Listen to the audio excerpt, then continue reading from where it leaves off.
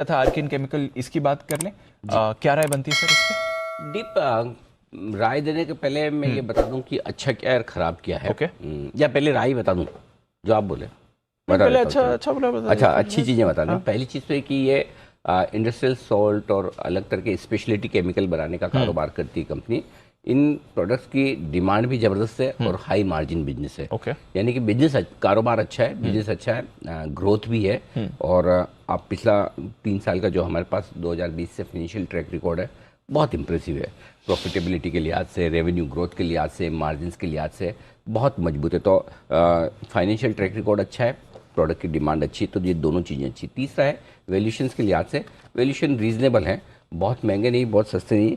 वैसे तो टाटा केमिकल के आसपास के इनके वैल्यूएशन से आप ये कहेंगे इतने बड़े लीडर के साथ वैल्यूएशन, लेकिन कुछ कुछ और दूसरी छोटी कंपनियां हैं उसके मुकाबले में ठीक वैल्यूएशन है। तो मैं ये भी नहीं कहूँगा कि बहुत ही ज़्यादा सस्ता दे रहा है और ऐसा भी नहीं कि बहुत ज़्यादा महंगा हो।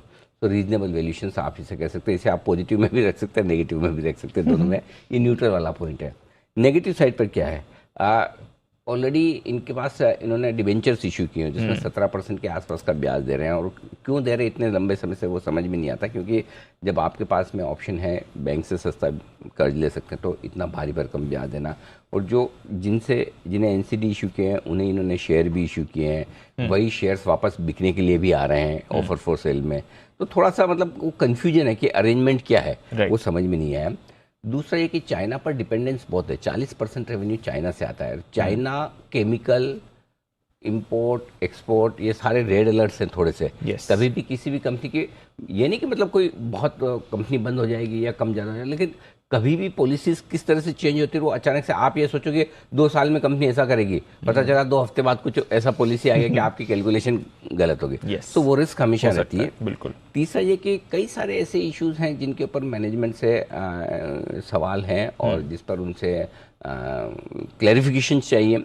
फॉर एग्जांपल हाई डेट वाले एनसीडीज, फॉर एग्जांपल जिन लोगों को एनसीडीज दिया उन्हीं को घुमा फिरा कर आपने वापस स्टॉक दिए, वही बेच भी रहे हैं। इसके अलावा भी बहुत सारी चीज़ें हैं चाइना का डिपेंडेंस को लेकर। कम से कम 7-8 ऐसे सवाल हैं जो हम मैनेजमेंट से जानना चाहते हैं। काफ़ी कुछ एक्शन कुछ नोटिस सेबी की तरफ से भी कंपनी को गए हुए हैं, वो भी सारी चीज़ें हैं। तो आई थिंक इन सबको देखते हुए तो अगर मैनेजमेंट इंटरव्यू देते हैं, बात करते हैं, तो शायद हमें ज़्यादा क्लैरिटी मिलती मन बनाने की। तो एक तरफ जहाँ क्वालिटेटिव एस्पेक्ट देखें तो आपको लगेगा पैसा नहीं लगाना चाहिए। अच्छा। हाँ, एक तरफ फाइनेंशियल एस्पेक्ट देखें तो अट्रैक्टिव लगता है।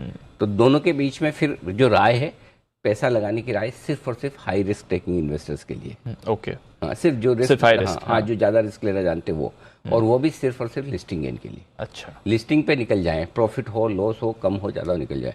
उसके बाद जब मैनेजमेंट बात करे, समझ में आए कि भाई मैनेजमेंट की क्वालिटी क्या है, प्लान्स क्या है, जो जो कंसर्न्स हैं लोगों के, उनको मैनेजमेंट किस तरह से जवाब देता है, तो उसके बेसिस पे आगे लॉन्ग टर्म का सोचेंगे।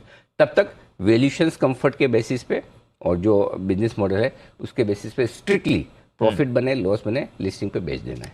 ओके। ये राय।